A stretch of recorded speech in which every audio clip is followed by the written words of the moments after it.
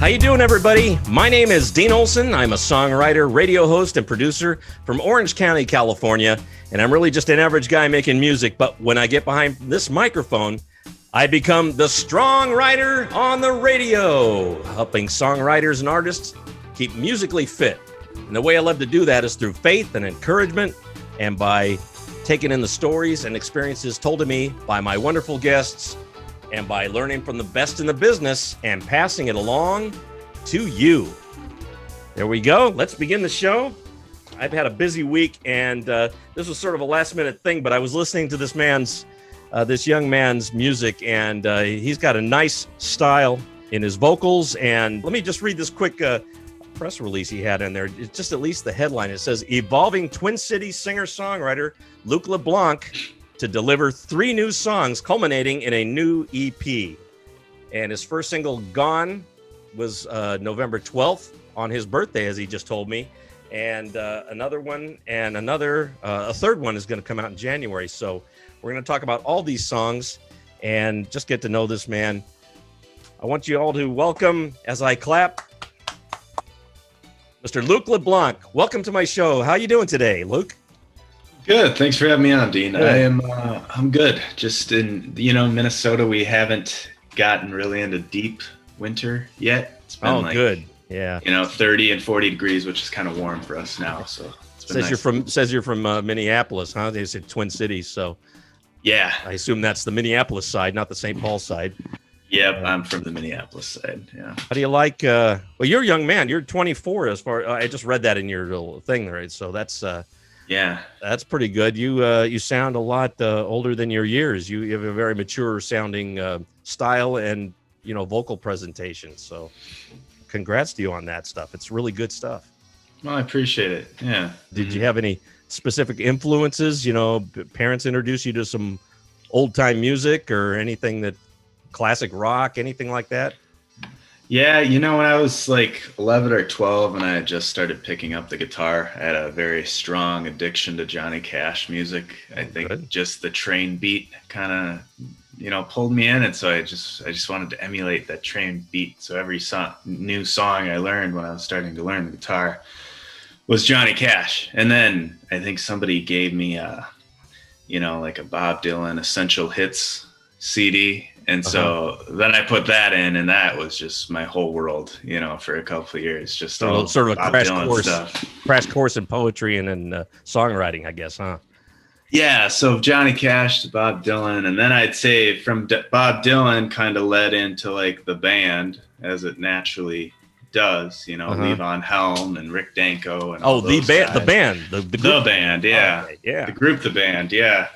And I was named after the song "The Wait." It's just old Luke, and he's waiting on Judgment Day. No kidding. Is that true? Yeah. No, it's a true story. But yeah, from the band, I mean, once you're at the band, I mean, if you study that, you can go out to whatever you want to after that. So, from there, good. I started learning. I listen to new stuff too, but Yeah. Oh yeah. It started. Absolutely. I mean, my son's older than you are, and I didn't, he references a lot of old material too, 80s, 70s, but you're going back to some roots there with some of this music. And how did you get introduced to it? Like I mentioned, are you both your parents around, and did they introduce you to this? I'd say so. Neither of my parents play music at all, but they listen to it all the time. Huge music fans. I'd say the whole being named after the Wait, it's just Luke and he's waiting on Judgment Day. That's probably a combination of my mom and dad. They probably tag teamed that one a little bit. And it's music they listen to, especially my dad with the band. He really loved those guys. And I mean, he saw them like back when they were in their original lineup, back in the 70s and stuff like that in concert. And so I'd say that's a lot of that kind of started there. Johnny Cash, I don't know. I think it's not that either of them listened to Johnny Cash a lot. I think I just heard it somewhere on an oldies tape or something when I was a little kid, and it just kind of always stuck with me, But then, that branches out to all sorts of music now. I mean, I can listen to more, I don't know, pop flavored stuff or straight Americana, country. I listen to all sorts of things now. But, Yeah. Well, if you're a songwriter or a musician, playing in a band and all that, you tend to expand your horizons and have different flavors that you're into musically. And you may not just gravitate to pop radio as it is right now. And, it's nice to be well-rounded. That's how I was. And that's how a lot of the people I talk to are. Sure. So that's a good thing. So did you, were you drawn to the guitar for that reason? All these people you're mentioning, they were, Yeah, with the guitar, I once I turned about 10 or 11, it just started to bother me that I could listen to music, but I couldn't play it myself. I don't know why, but it just really bugged me and rubbed me the wrong way. So my grandpa had actually passed away when I was like 11. And I asked my grandma if I could, kind of have or borrow his old guitar to kind of learn on. He played it once in a while at a family thing, But anyway, so she said yes, and the guitar, it didn't have a brand on it. The strings were about, this high off the fretboard. So like it was a real crash course in, holding your fingers down on a fretboard. But that's where the guitar came from. I'd say, convenience, because that's the thing you can play many songs on. And that's the instrument that was hanging around. And it was my way of kind of learning how to actually play songs I was listening to. And then I think right away I wanted to start writing my own stuff, But. Yeah. Well, what you just described, that means a lot to me, because that's a little bit the path I took. And it's interesting you said that, this guitar didn't have a name on it. Mine didn't either, and neither did the other instruments I tried to. And I'm thinking back, as long as I can't for the life of me think what that could have been. I can picture the shape of that guitar. Have no idea what brand it was. It could have been just, just some one of these swap meet things I found the thing in an old apartment, like in a dumpster. I just found this thing and sort of dressed it up, make sure that it was working. And sometimes that's a good thing, because now you're trying your best to shape that instrument into your own personality, and make it your own. And you learn music better that way, I guess, rather than being forced into it. Like some people have told me they were forced to take piano when they didn't want to. They'd rather play the guitar and, Sure. Yeah. Yeah. I mean, when you first pick one up, you don't know the big three of Martin, Taylor, Gibson. You're just like, jazz that you get to have a guitar, and then you start learning about the different sounds and how maybe some brands sound a little better than others sometimes. I don't know. But. Obviously Gibson's a good one, because I see that in the background. I can see the neck up there and that's my Gibson Hummingbird headstock Pro. is pretty it's pretty obvious back there. So how do you like the sound that comes out of that, whatever that is right there? Oh, I love it. It is it's a Gibson Hummingbird Pro. Oh, there you go. Yeah, cut away, beautiful. Yeah, really beautiful. It's got like the nice tuner built in and stuff, which is nice. That's the best. I love it. It's from 2010. The thing, it's got a beautiful, beautiful sound. I mean, I was looking for guitars, it was like, with a Martin, Martins are really, I think, more on the bassy end of things. Taylors are super light. Yeah. I think for me and like my voice and kind of what I do, I think the Gibson was like right in the middle EQ for me, and it worked. It works. I love the sound. You could EQ it however you want, but it probably sounds good in any way, even with the bass turned up and all like that. Does it have a nice bright sound when you put it through the amp? Yeah, it's bright, but it's balanced too. It's really got a nice low end as well. And not harsh, right? Yeah, no, not too harsh. No, that's great. Anybody that has a Gibson, that's the thing to have. Nothing against a Martin. I think that what you were saying is true. It has more of a full bassier sound to it. Oh, for sure. I mean, sometimes I'll pick up a Martin, at guitar. I can't. It's hard to. You can't really go shopping these days. But Guitar Center, when you go in the room and there's 1,000 guitars. And you of course, I love messing with a Martin. I mean, I kind of appreciate that bass. That's not always there with the Gibson. How do you like going into those Guitar Centers? Do you like go in one of those private rooms, or do you like to, do you mind, you're not shy of playing in front of the other guys that are watching you, like, spectators? Yeah, I don't, it doesn't really bother me. I just kind of try to go in the back room and find a little corner, Those are great. I'm not trying to go in there and, I think some people like to go in there and like just play some crazy licks, turn that amp up as much as possible. And it's like, we know you can play the guitar. Yeah. It's probably why you're in a guitar center, Anyway, yeah, it sounds good. Hopefully it'll still be around, because they filed for bankruptcy, at least in the news. I saw that. So I think they'll pull out of there, but who knows? It's a crazy times we're living in, and that's affected you in some way, because I heard that you were making some kind of album before pandemic was going on, and then now you made some of these new songs that I got to hear. So, hey, things happen the way they want to sometimes, but I'm glad that you're adapting to it and you're still creating, and that's a good thing.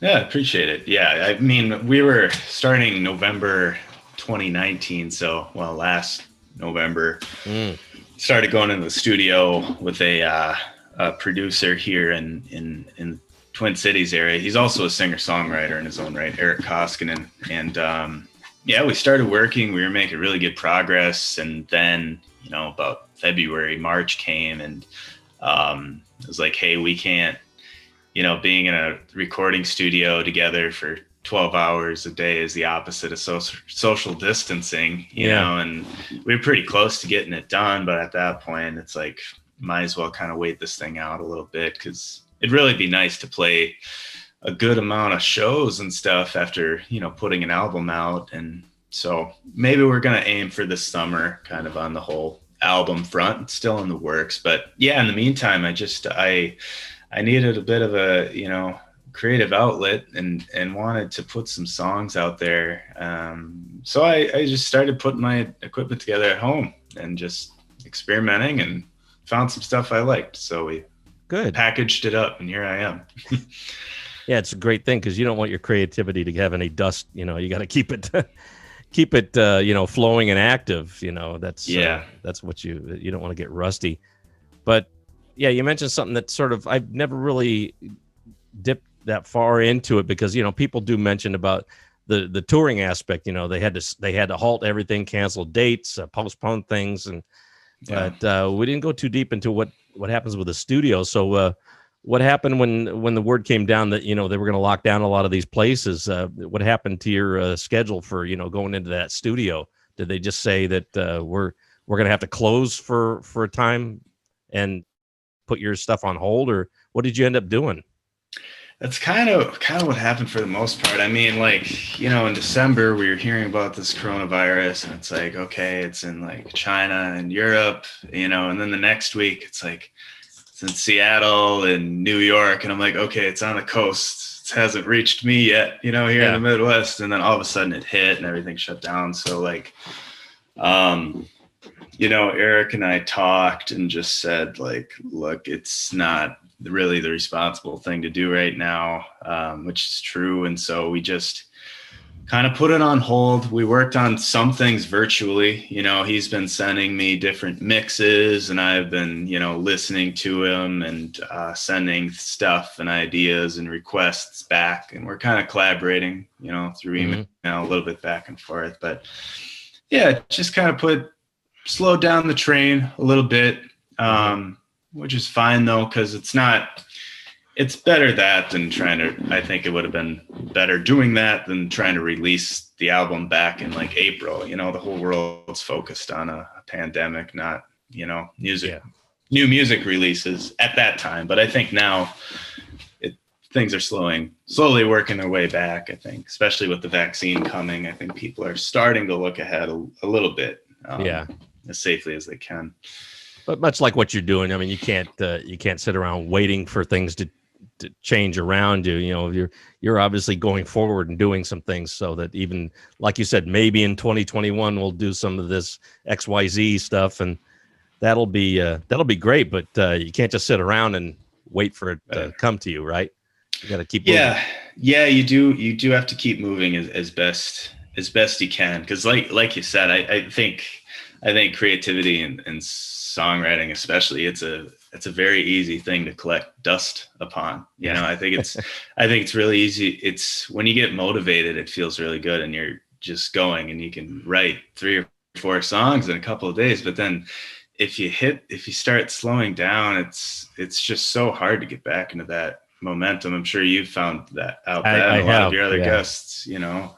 How about you? Have you ever had a point where it just stopped for a short period of time and you had to like jumpstart yourself to get it going again? Like, like, have you ever been uninspired, like for a week or two, not to write anything? And oh, absolutely. Yeah. I mean, what do you do? Yeah. What do you do in that case?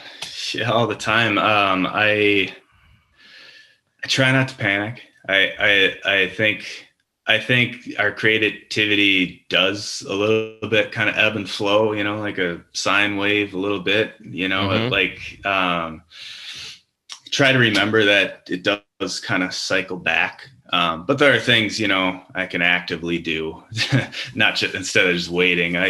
Sometimes if I watch some artists, I watch some videos of them performing live that can usually spark things back up. Yeah. Or sometimes watching a good music documentary can really, you know. I do that a lot too. It almost sort of reminds yourself why you were so excited about this kind of thing in the first place. You know, he's like, oh yeah, now I want to do that again. You know, maybe I can pick up and try something that I just saw, you know, something inspired me on the TV. Maybe we can do that. You know, that's great. Yeah. I mean, being a musician, it requires both, you know, the left and the right brain thing. It really requires you to use all of them. You know, it's because you got to do some accounting, you know, you've got to do some advertising. You got to, you know, you kind of have your own sales department in a way, right? But you have to do all of them. And then you got to get home and like turn on the creative department. You know, it's like there's two very different things going on.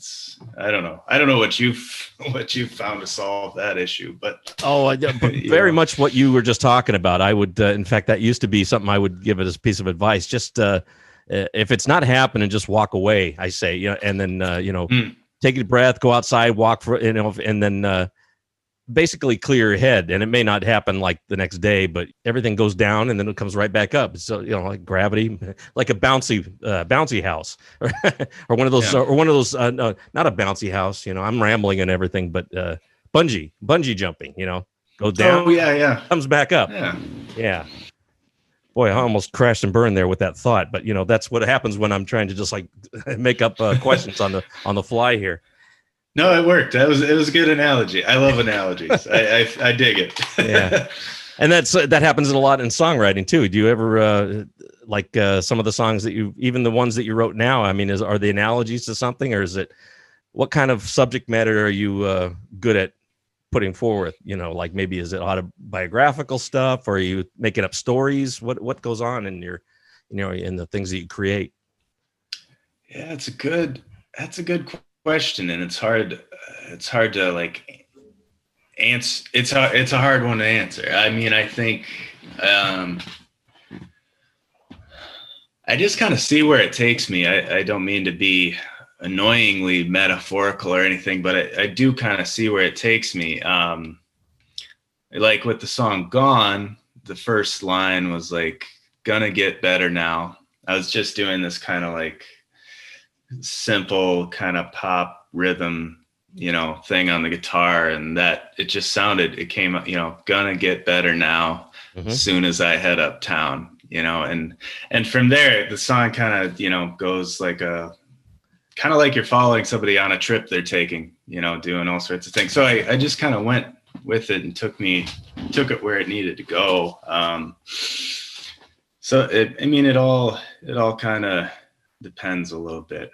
So you get yourself sort of like a little riff or some kind of phrase in your head, and you keep repeating it, and like you'll start to fill in the pieces. You know, fill in the pieces of the puzzle as you write the song. Sometimes, you know, that can happen.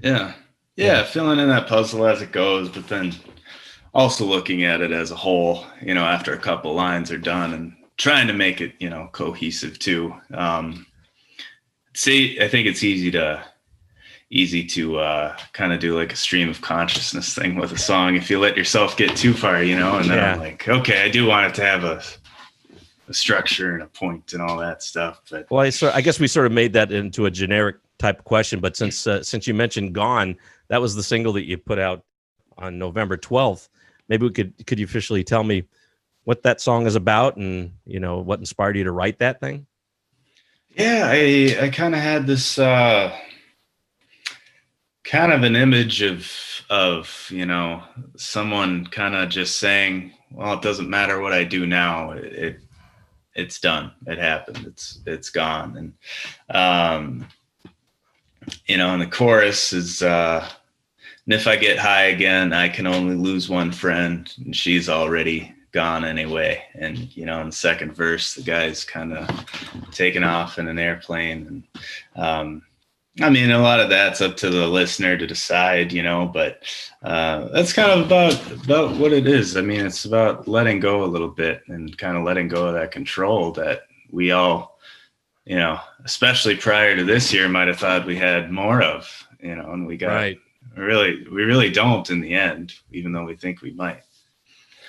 So even the song, it doesn't even, like you said, the listener can interpret. I mean, it doesn't have to be literally what the words are telling you in the song. You could sort of, you can sort of get the gist of what you're talking about. It could be about like you said, it could be about a girl. It could be about some other thing. It could be making that a metaphor for something. Who knows? But when I play this in the show, people can understand that. Gonna get better now. Soon as I head uptown, gonna sell all the treasure I find along the way. And if I make the same mistake, trying to forget her name, I'll forgive myself for all the mess I made. 'Cause if I get high again, I can only lose one friend. She's already gone anyway.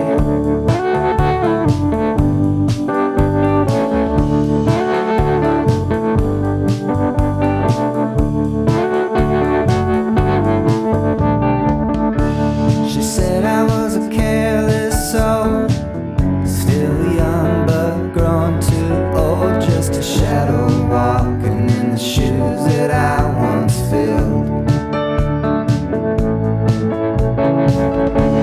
A plane that's running late, wheels up at 8:30. I got the way, if only I had the will.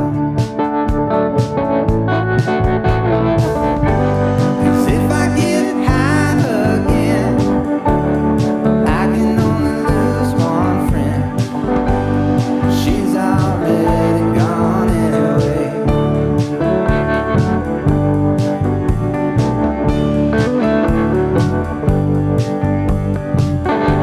Cause if I get high again, I can only lose one friend.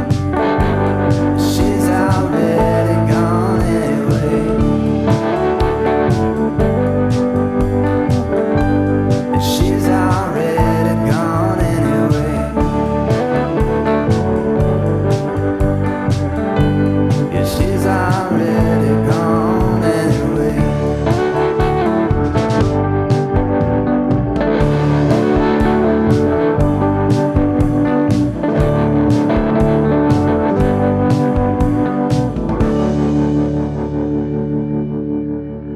We're recording this in December, so you have another one that you're going to be putting out, and that's going to be called what would that be? Sally. Sally. Yeah. Now that sounds almost literal too. Though. I mean, is this about a girl named Sally, or is this? What a stupid question, right? But you know that. No, it's not. No, it's a good question. Yeah. What is Sally about? Maybe because I think that you've agreed that you're gonna play this a little bit later. We can talk about it, and you can play it later for us. So. Yeah, I don't know. I've kind of always liked the name Sally. I think it sounds good in the song. I don't know, kind of one of those LY names, and I And I was just playing the guitar one day, a couple months ago, and just started playing the acoustic, and I just kind of liked the pattern of the chords and how they were sounding, and started writing some words to it. And again, it was this thing, just following what's going on with this Sally in the story, and seeing where it took me. So you got a little imagination that you used in the song, and so yeah. So there's no doesn't have to be a real Sally. Maybe it is, maybe it isn't. Like I said, that's the fun thing about songwriting. I mean, I've written, I'm a married man. I've written stuff Sure. that were about my wife. Almost everything I wrote to a female was about her. But then if I might use a little poetic license, and say something like, she's out of her mind, she's crazy, or something like that. And she'll put her hands on her hips and go, what does that mean? And she starts taking it personally. I said, well, don't take it personally, because I was just going with the thought, getting, sometimes it's not actually even directed at her. I'm just using her as a vehicle to carry the song forward and make it into a nice story. And it's really reflecting my mood. Maybe I'm the one that's crazy, and I'm projecting that onto her, but she's always a good sport. She understands what I'm talking about, but she likes to rib me sometimes. Like, why'd you say that about me in that song? Yeah. No, you could get yourself into a lot of trouble. Well, yeah, that's when. Yeah. maybe when one day when you're married, you will understand what that is. Oh, good. I got that to look forward to. Yeah. No, but I did mean what I say when I said that, you got a very mature sensibility. As I talk to you, I don't feel like I'm talking to somebody in his mid-20s. You sound you have a mature spirit. I guess that's how it is. Either that or you got your what together, and you know where you're going and everything. That confidence sometimes is a good thing too. So that's there's a compliment in there somewhere you can take. Well, I appreciate it. I try to know what I'm doing at least 3 of the 4 days a week. Yeah. Try to keep it does. You can be immature on your off time, right? But on the camera here, everybody gets to see this polished side of LUKE LeBLANC, and that's nice. So everything must have been, you learned your guitar, and everything must have been, roses and sunshine for you, huh? It worked out like no down points, right? Yeah, no down points. It was a straight, perfectly linear curve going forward. No. I have not. Must be nice for you. No. Yeah, no, definitely not. I mean, good. I'm glad to hear that. Everybody needs to hear that, because especially with a lot of stars you see making music, you're almost, even though they're very forthcoming, in tweets and their personal revelations and everything like that, but they still are showing you their polished side to a lot of degree. Yeah. You don't get to see all the bad stuff, but how was the journey from like learning guitar at 11 years old or whatever you said it was to getting to the point where you decided to become serious and put together some music? I'm assuming that you had a band that you put together. Well, sort of. I mean, I think I started going to all the open mics and stuff. Obviously my dad would take me to them when I was about 12 or 13 and kept going, all the way through middle school and high school. And in high school, starting to book shows here and there. Some would be solo. Some I'd have like a violinist and a bass player, a couple things with a full band. And then in college, picking that up, more and more and more until, when I graduated, I moved to Nashville for 6 months, just to learn more about, music and the music industry, I'd say, and kind of network a bit. And then I moved back to Minneapolis, and I was just booking, really, really booking myself at every kind of gig and show I could play, and, working on this new album, and, just really focusing my life on music, and it's been really, really good. Yeah, I mean, there's always tough parts and there's great parts, with,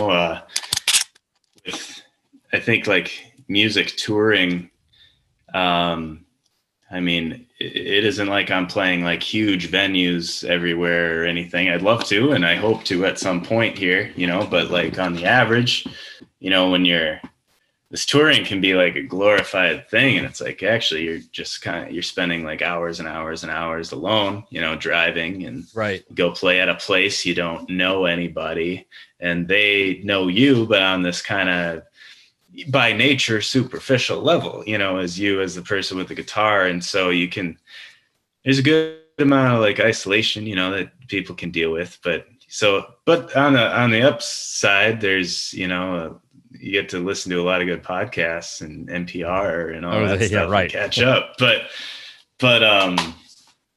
so I don't know, that's just, one part of it. And there's also growing pains too. I think the more and more you play, you start like some of those influences that you take on when you first start, you kind of use those to learn how to play and sculpt your own style. But then I think as you go along, you kind of strip off some of those influences as well until you kind of get to, who you are exactly as an artist. And I don't think I've completely figured it out, but I think it's like a continuous thing that changes for everybody. Yeah.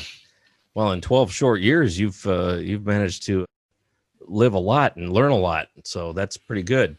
When I say 12, I'm talking about, you said at 12 years old, you're doing open mic stuff. Now, how did that come about? Did you ask your dad to do this? Was this your idea, or did he sort of see that in you and take you there on his own? It was I'd say a combination of the two. I think like I picked up the guitar and started learning how to play and stuff on my own. But then, it was like I think it was like spring vacation, in sixth or seventh grade, probably sixth grade. And I didn't really have much to do. It was winter, just hanging around the house, messing with the guitar. And my dad said, all right, why don't we take you to this open mic? Let's go do something here. Cause you can't just mope around the house during, your vacation. And so, yeah, we went to my first open jam. It was like a blues jam and, played like The Wait, I think, with the full band and a couple other, I got a picture of it at home somewhere. Good choice. Your dad must have loved that, take a load off. Yeah. That'd be great. Yeah. So I don't know. So he's, like you said, they weren't really musicians or have anything to do with that, but they love good music. And I think that's, he probably saw that in you. Cause my mother and father also not involved in music in any way, but they had great record collections and they loved to pass that down to me, that love of music. But at 12, I can remember I think that if I wasn't passionate about my love for music and wanting to move that forward, I don't know what he would have done, but he didn't. I think sometimes it's up to you to convey that passion, because I don't think he saw that in me at that age. I didn't get serious about it until later on.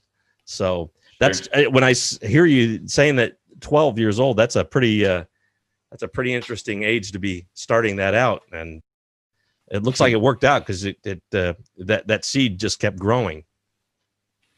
Yeah. And it's good. I think I kind of learned a bit of the like etiquette too, of just being out in public doing music stuff, because I was this 12-year-old kid at these blues jams, and some of these blues jams were like guys where like, kind of Prince's people would go, like Jelly Bean Johnson, he had the top hat and played drums and bass with Prince, and like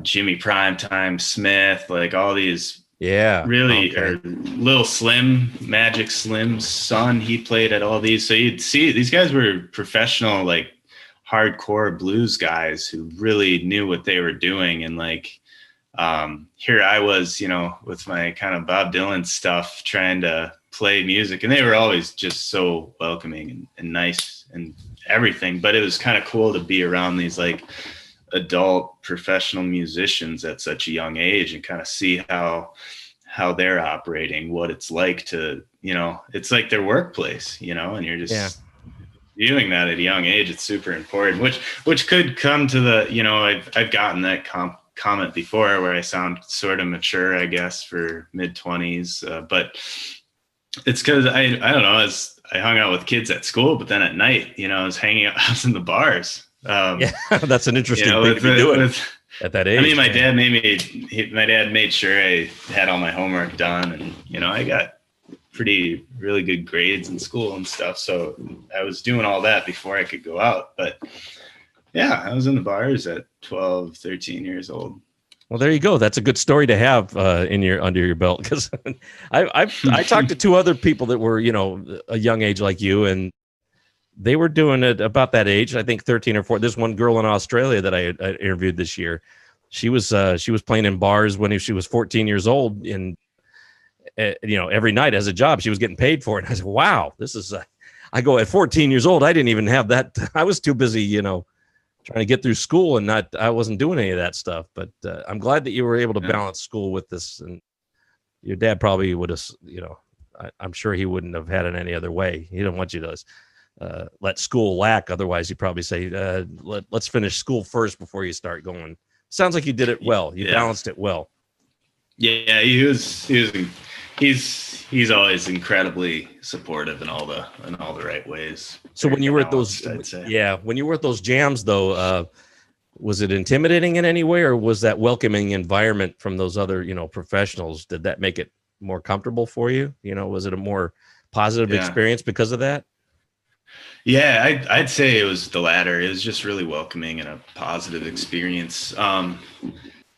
I never got overwhelmed playing on stage. I always felt pretty comfortable and didn't get stage fright or any of that. So no, I didn't feel intimidated or anything. I mean, they're obviously really, really good musicians, but not every musician is comfortable sitting at the center of the stage, singing the song and kind of leading the song, right.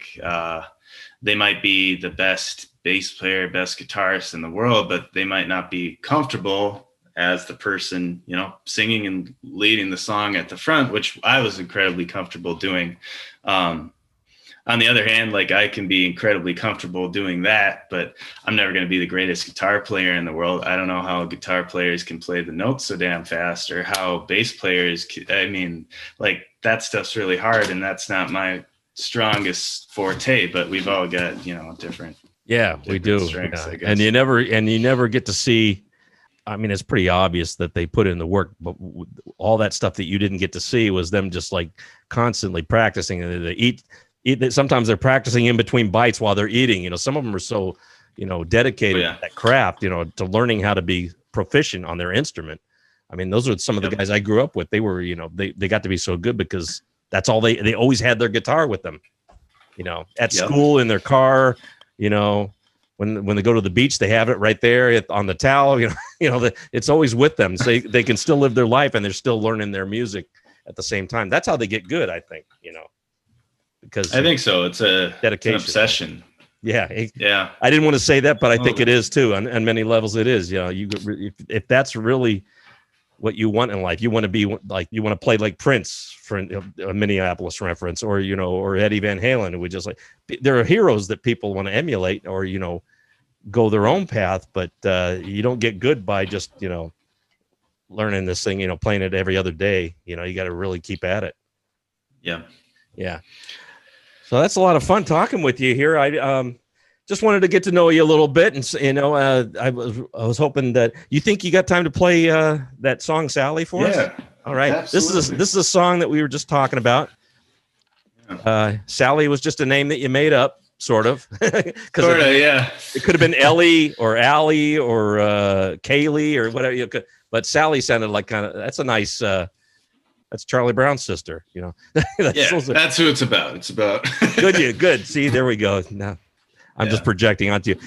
So anyway, I'm gonna get out of the way because this is a really good song, and I wanted people to hear this acoustic version of Sally. So, Luke LeBlanc, the stage is yours.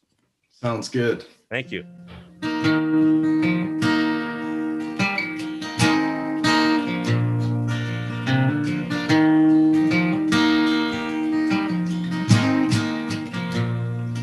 Sally, don't. Sally, don't you weep.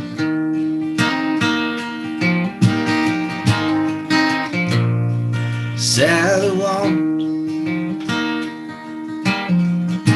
Sally, won't you keep me in your mind? Won't you tell me what you find? And if you won't,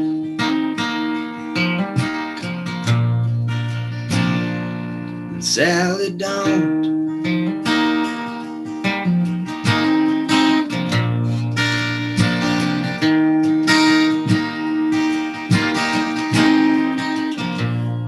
Sally, go. Sally, don't you go. Sally, don't you know that I'm your friend? Don't you know that we can mend? And if you don't,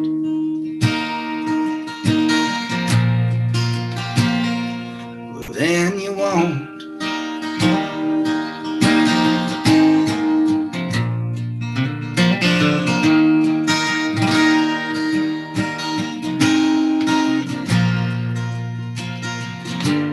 No, they don't come easy. Lessons learned.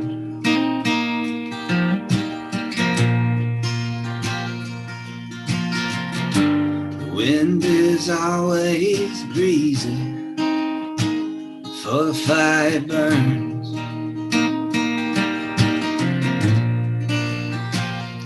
So Sally, don't. Sally, don't you weep. Sally, won't you keep me in your mind?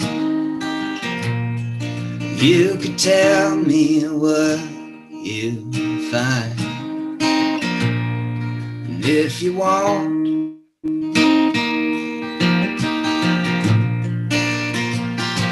then Sally, don't. Sally, don't you weep. Sally, won't you keep me on your mind? You could tell me what you find, but if you won't, then Sally, don't.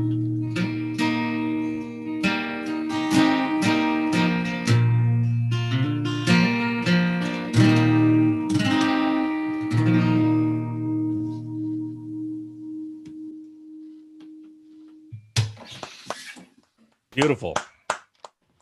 That's excellent. Thank you, Luke. That's a good version of it.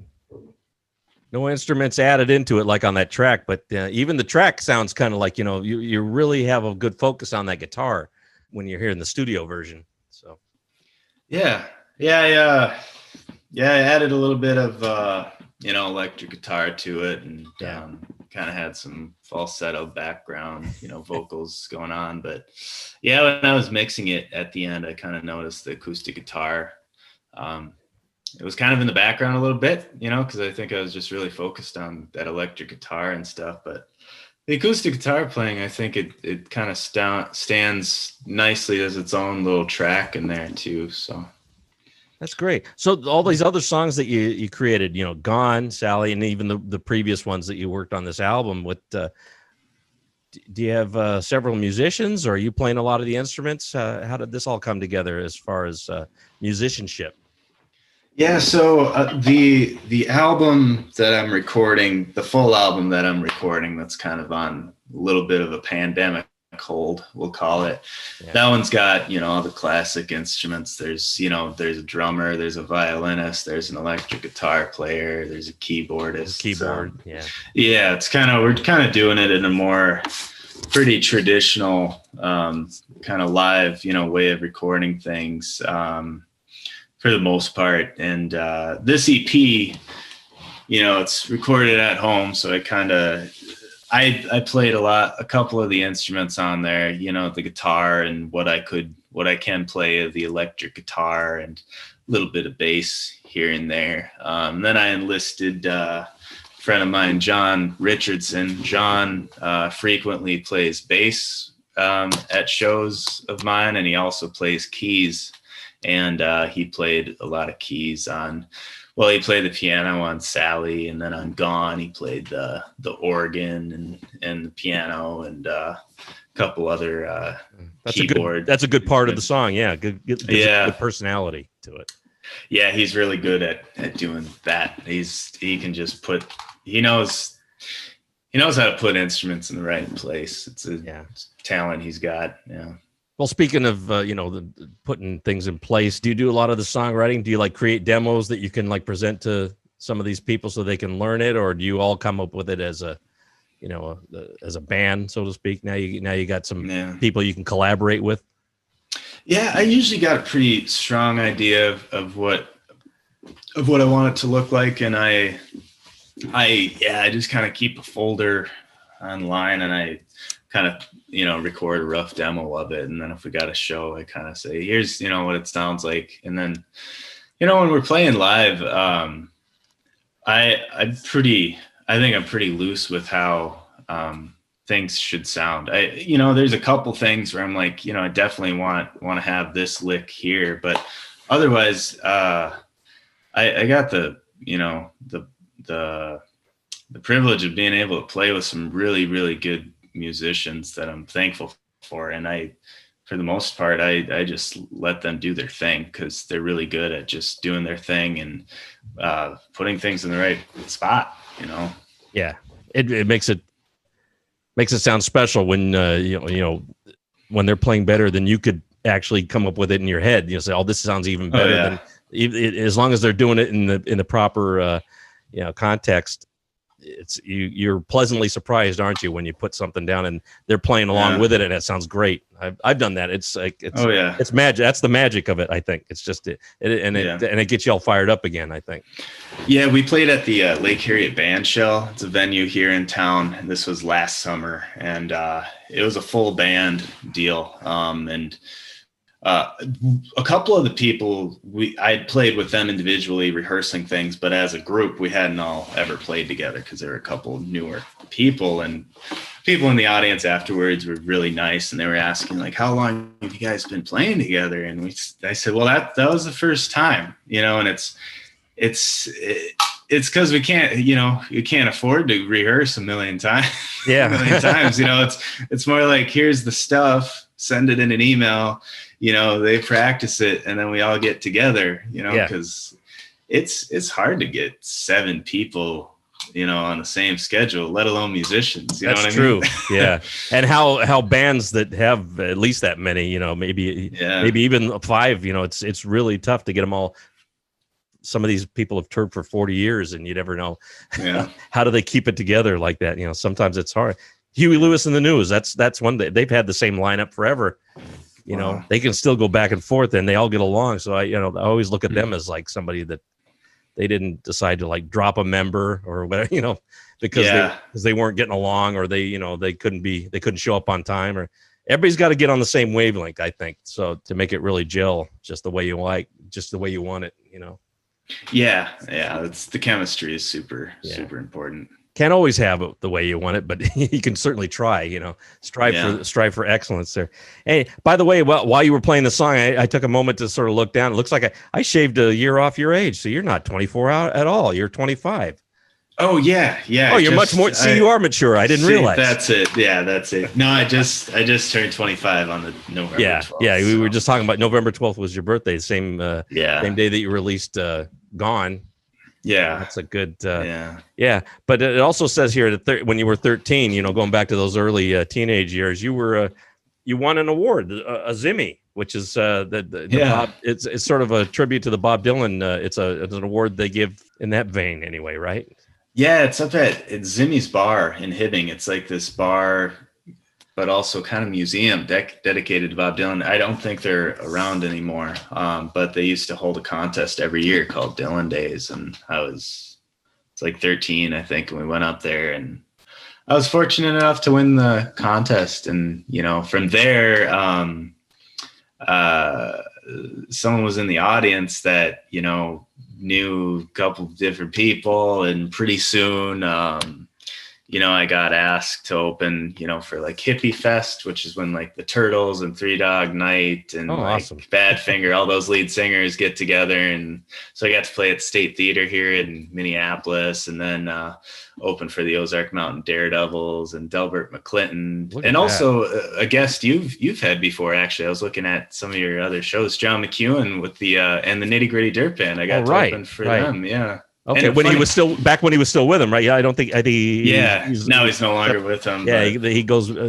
I think he finally said goodbye. Retired from that. But like I did read some of the. You had Phil Solemn, the Rembrandts. You had Badfinger, Joey from Badfinger. You had Nitty Gritty, Ozark.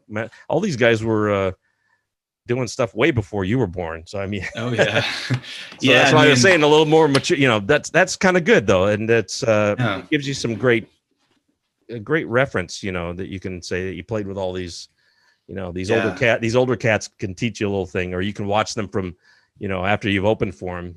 Watch the show while they're doing it and learn a thing or two. Yeah, and I mean, John McEwen especially was really welcoming. I opened for them a couple times here in the cities, and then in Fargo, North Dakota, and John, they gave me not the band, but the venue. I opened for him, and they gave me a dressing room, which was kind of this back closet, because I was this 13, 14-year-old kid, like, just give me something to hang out in, because I couldn't go walk around the venue after my set because I was under 21. So I had to hang backstage, which was fine. I mean, I'll hang backstage with the Nitty Gritty Dirt Band, but John, he came to the dressing room, and he was just so welcoming and nice. And he said, you ever learned finger picking before? And I had looked at it, and tried it and I could do a little bit, but we got like I think somebody filmed it or something, but he spent about 2 hours teaching me like different, the finger picking techniques. The main one was like this one, but then the like when you hit two strings at once, and then from there he kind of taught me Bob Dylan's, Don't Think Twice. Using those patterns, and like I said, he spent like 2 hours with me and taught me that stuff. And I dug that. Address and number, and we keep in touch. When I have new music out, I always send it to him, or if I got any questions, he's always willing to ask. Excellent. Answer them. So I don't know. I just saw the interview you guys did on your website. Yeah, we're gonna do another one. We had to cut it short, so he had to get going. Yeah, nice guy. Yeah, I enjoyed that. Yeah, and such a talent. I mean, watching that guy like at the base of a stage, just watching him play. Oh my God, pick up any instrument, And plus, he was from. It was fun. If you saw any of that interview, you saw that we're basically in the same area where we grew up. So he and his buddy Steve Martin and some of these other guys over in Long Beach, places where Snoop Dogg would be. But these were guys. These were guys that were sort of like, nitty gritty hippie type folk singing, rock and rollers. And it was just fun to hear that. So I like that. Yeah. Thanks for bringing them. I like tying in another guest to the show because it makes me feel like a nice community. But, it is. It is a nice community. But that Bob Dylan thing, that was over in Hibbing, right? In Minnesota. Yeah. Because I know Dylan was from where did he grow up? He was born in Duluth, so I'm trying to think on a map. I don't go to Minnesota very often because we don't know anybody out there. But I've been through there a couple times. It's nice. When it's not cold, it's really nice over there. Duluth is like up here, right? I'm trying to make a Minnesota with my Duluth is here, and then here's Superior, and then Hibbing is kind of up here north a little more. But he was born in Duluth until he was lived there till he was like 4, I think. And then his family moved to Hibbing. Yeah. I'm not a historian on Bob Dylan, but that's I just know Yeah, me he's too. a Minnesota boy. I knew that. Yeah. Oops, Yeah. noises there. But there is sort of, I don't know how you won the competition. Was there a lot of Bob Dylan like influenced people singing up there? Did it sort of have that vibe about him, or was it anybody was singing, whatever style they wanted to? Or was this more a Bob Dylan type of competition? There was all sorts of styles. But the deal was you play one Bob Dylan song and then one song you wrote. And it's kind of it's a tribute to Bob Dylan, obviously, but then it's also a kind of a tribute to his influence and seeing that songs people wrote and kind of how they're influenced, and so, yeah, I wrote this song called Song to Bob, which was like on election day, actually, in November 8th, 2008, when this was the night Barack Obama was elected. Right. Bob Dylan was playing at the Northrop Auditorium at the University of Minnesota, where he went to school back in the day, but then dropped out. So he was playing a concert election night, and my dad took me there. We couldn't afford tickets to the show, but we just kind of waited back by his tour bus. And I had this big cardboard sign that was like, 12-year-old wants to play with you or open for you. Give him a chance. Johnny Cash would be proud. And it held up the sign, whenever any of his musicians walked in and out of the tour bus, and his drummer or bass player or something gave me a thumbs up. And at the end of when it was time for Dylan to go in for his show, he just kind of had his head down and just walked up the stairs and kind of like looked over, but that was it. And then walked in. I didn't get to play with him or meet him or open the show, but it was just a cool experience. And I wrote a song about the whole thing called Song to Bob. A little bit kind of like Bob Dylan's song to Woody Guthrie, but if you look up, I was going by a stage name back then, Little Diamonds. Okay. And so if you look up Little Diamonds or Luke LeBlanc Song to Bob on YouTube, it's there. It's like 13-year-old me up there playing. I'm writing that down and telling the story. Yeah. You'll dig it, I think. That'd be cool. Yeah. What was the song you sang of his? A Bob Dylan song? What did you sing? Oh, of his, I sang Forever Young. Oh, good. So no Tangled Up in Blue or any of that stuff. You sang a nice romantic one or a very poignant one. Yeah, Forever Young. So that's a great song, by the way. Been covered a lot. Yeah, that's a great song. I guess when I was listening to you perform Sally, that I was reminded that now I'm not saying that you took any influence off of him or anything like that, but you have that vibe. And then wasn't you're in Minnesota? I'm trying to think of groups up there. Soul Asylum was up there, right? Weren't they part of? Yeah. Dave Perner. You kind of sounded like that too. A little bit of that. Oh, really? Yeah, you have a nice tonality in the voice. I noticed that first off when I heard the tracks before you and I met here. I said, this guy's. I thought it was before I looked at how old you were. I thought I would have been convinced that you were 10 or 15 years older than you really are, because you had a nice I'll stop the compliments. It's getting boring now. Constantly say, hey, you're great, Luke, and all that stuff. But it's really let somebody else. It's better than the opposite. It's better than the opposite, right? You could sit here and say, that third verse was just the worst I've ever heard in my life. So well, it's true that constructive criticism has its place, but I tend to I tend to go for the more of the hey, I'll encourage you. I won't be phony about it, but when I hear something, I'll find some good quality in it, and that's what I was trying to convey to you. I really enjoyed that.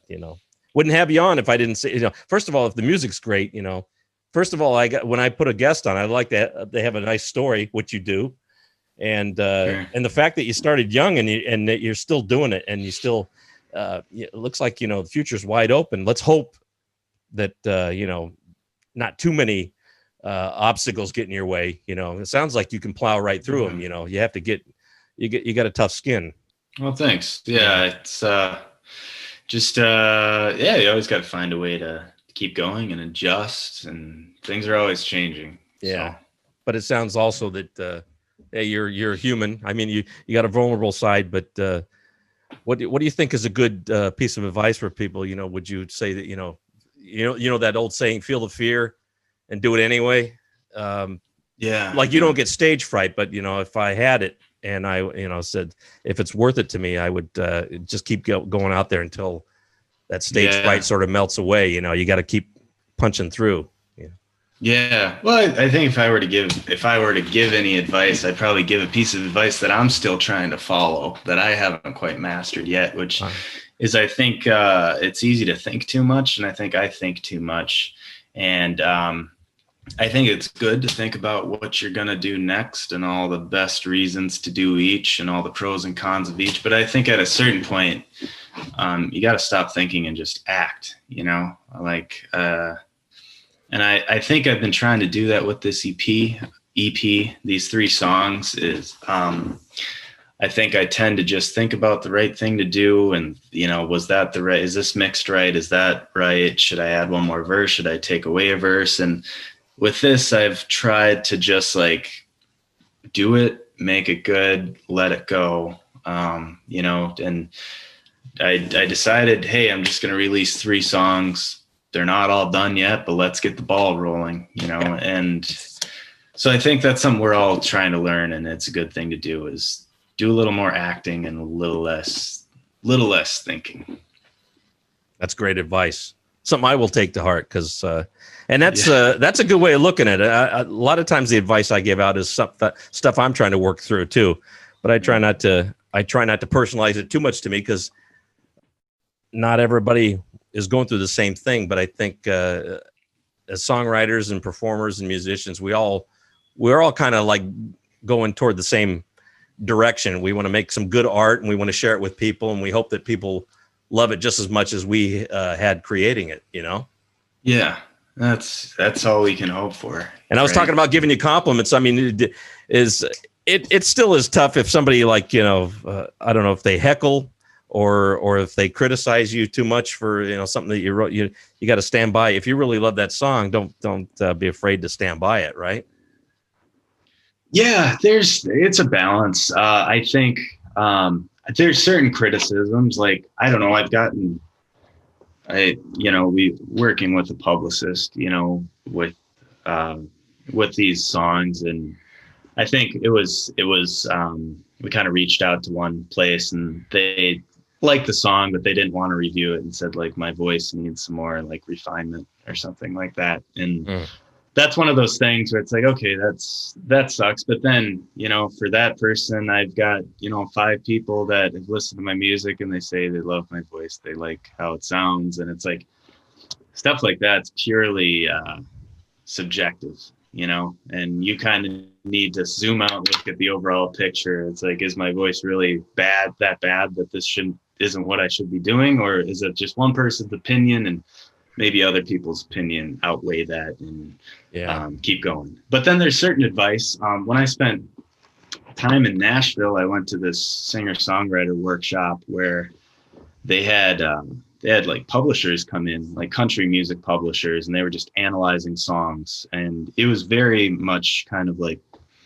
big industry country music, which that isn't to knock it or anything. I love a lot of those songs, but they were talking about making a song from a pure kind of profit standpoint. And they really talked about editing down your songs, and someone would play their song and they'd say, look, you've got 5 verses before the chorus comes, and you're just losing the interest of the audience. It's a good song. And I think stuff like that is really good, because it's actually, we sometimes we do write too many verses, or intros way too long or too short. And stuff like that I really do try to take to heart. And other things, like the voice thing or something, it's good to listen to it, but also be able to tune out, what is constructive stuff or what's just somebody's opinion that they said, Yeah. It is another one of those balancing acts. You got to know who to listen to, or sometimes go with your gut, but don't be thrown off too much by all these different opinions coming. Yeah, those that's a good experience that you probably had going to one of those workshops, having those industry. I've sat in on one, and then I've talked to somebody who was like one of these people that is sort of like the called herself the song guru or something like that, where Sure. she had the gift of analyzing a song and knowing that, hey, you're not getting to the point, right? They got to fall in love with this thing right away. Within the first 5, maybe even less, 10 seconds. They got to really, they got to be really dazzled by it, because they're going to put this on radio or whatever. And, like you said, it's the profit motive. They want to get people interested so they can sell those records or sell the music. Yeah. And I don't know. That's a lot of pressure to put on you. I don't know if that's the direction you want to take your music, or you just want to create and do it at your own pace and on your own terms, Yeah, and I think that's where it comes in, where you figure out, who you are as an artist. And I think I'm like a little bit in between, because I think there are things where, I take to heart what they say in those kinds of workshops, where like, yeah, we all got to learn how to edit our songs down and get to the point and make a good chorus. But then I think sometimes it goes a little too far, because you listen to certain artists like Bruce Springsteen and Bob Dylan and Emmylou Harris, and if they had taken all those pieces of advice, like, I don't know, the song The Weight, that probably wouldn't have become a hit if they took all that advice. I mean, it's 5 verses long, and or certain Bob Dylan song like Desolation Row, it's 11 minutes, my God. But that's it's like a piece of artwork now, that people go back and read like it's a lost poem.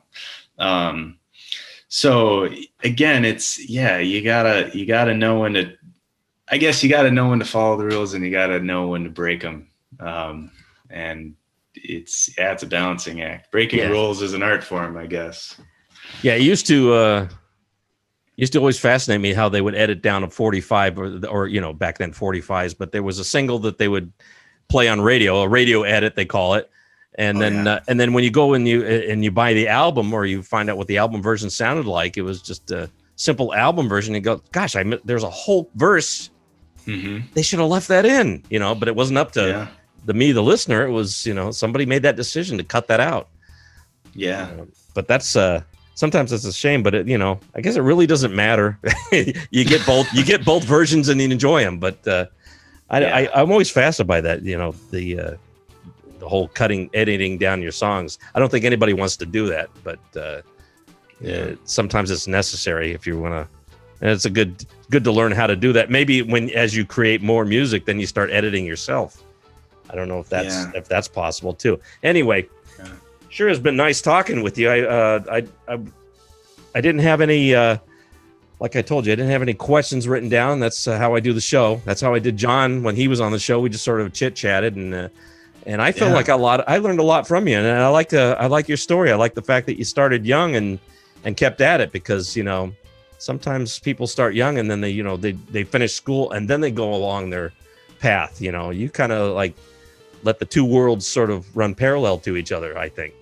Yeah, I've kind of been doing both things. Yeah, I mean, I went to college, and I was an economics major, and find good ways to combine the two. I mean, I got spreadsheets for gigs, and I've got spreadsheets for when I do an album. So I love combining the two. It's good. It's I'm glad that you utilize that. So I appreciate that you gave that little bit of advice, about, don't give up, follow your dream, that kind of stuff.